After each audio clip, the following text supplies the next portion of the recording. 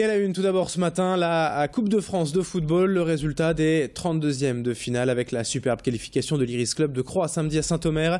Les Croisiens se sont largement imposés 5-0 et se qualifient ainsi de nouveau pour les 16e de finale.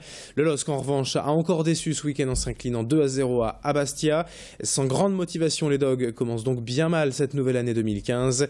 Enfin, on compte deux autres clubs nordistes qualifiés, Valenciennes et Boulogne. Ils seront donc trois clubs de la région en 16e. Le tirage au sort aura lieu ce soir et on souhaite bien sûr une belle affiche pour nos amis amateurs de Croix. L'actualité en ce début d'année, c'est également ce changement redouté et critiqué par les résidents du centre-ville de Lille, effectif depuis le 1er janvier. C'est la hausse du prix du stationnement à Lille. Le conseil municipal l'avait décidé lors de sa dernière réunion mi-décembre.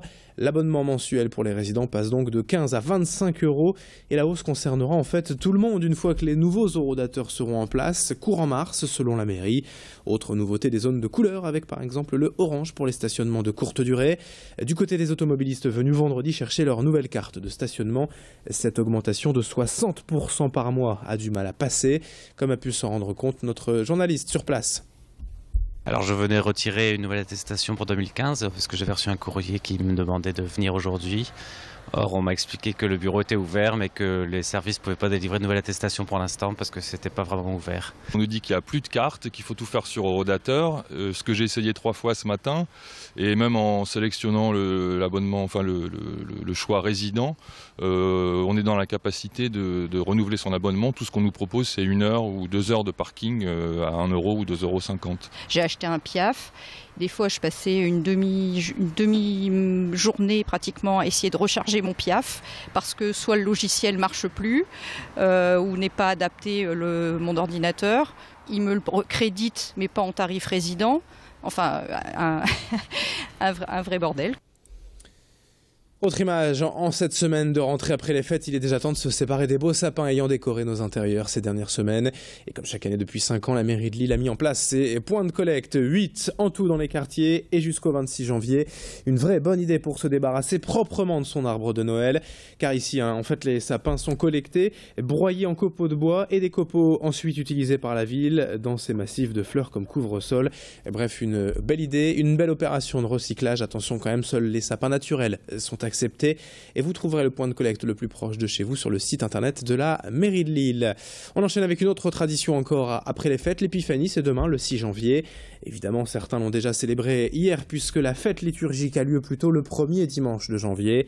En tout cas, pour profiter à la maison de la tradition, voici rapidement une simple recette de galette à refaire chez vous. C'est en fait très facile, 20 minutes de préparation, 40 minutes de cuisson. Et voici la recette du Lillois Patrick Herman: du beurre, du sucre, un œuf, de pâte feuilletée, bien sûr, de la poudre d'amande pour faire la frangipane et une fève également à ne pas oublier. Je laisse le professionnel nous en dire plus. Frangipane. On met d'abord à revenir le beurre, on verse les œufs sur notre beurre pour lier ce qui est liquide avec ce qui est matière grasse. On ajoute le sucre, on attend d'avoir un mélange bien homogène, puis nous ajoutons les matières sèches, la poudre d'amande et la farine. On ajoute de la crème pâtissière et le rhum. Puis on détaille en forme ronde notre feuilletage. On garnit de crème d'amande. On vient recouvrir notre rond de feuilletage et de frangipane avec un autre rond de feuilletage.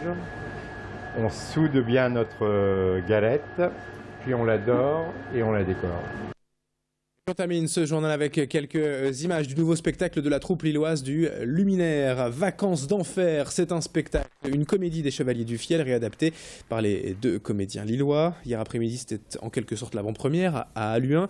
Avant plus d'un mois de représentation à la Boîte à Rire à Lille, on en reparlera d'ailleurs cette semaine de cette comédie avec les deux comédiens qui seront jeudi sur notre plateau pour en parler. Rapide présentation et extrait au micro de Louis Caillé. Ils jouent tous les deux plusieurs rôles. Vous savez que c'est une pièce qui a été créée par les Chevaliers du Fiel, donc ils ne sont que deux, nous ne sommes que deux, mais il y a plusieurs personnages sur la scène. Alors je suis d'abord Monsieur Lambert, l'époux de Martine Lambert. Voilà. Et puis j'accueille un plombier qui s'appelle Jackie. Voilà. Et tout à coup, la belle-mère arrive. Oh, belle maman. Voilà, à vous de deviner qui fait la belle-mère. Et ensuite, Jacques qui revient, voilà. Et puis Martine. Et puis Martine est très... adore la prière et donc elle accueille un curé lubrique. Voilà. Et à vous de deviner qui est le curé lubrique. Voilà, oui. Et puis un chien. Ah oui, aussi, oui, c'est vrai, j'avais oublié. Le chien, oui. Mais enfin, il est assez discret. Il adore le tennis. Et il s'appelle Gaël. C'est con, hein, comme nom pour un chien, vous trouvez pas? Oui, mais Gaël, mon fils. Mon Dieu, que ça te va bien! On dirait le vrai Claude François! Mon Dieu, qu'elle est belle, cette veste! Elle brille!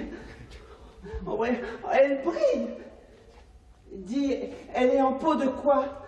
En peau de boule à facettes?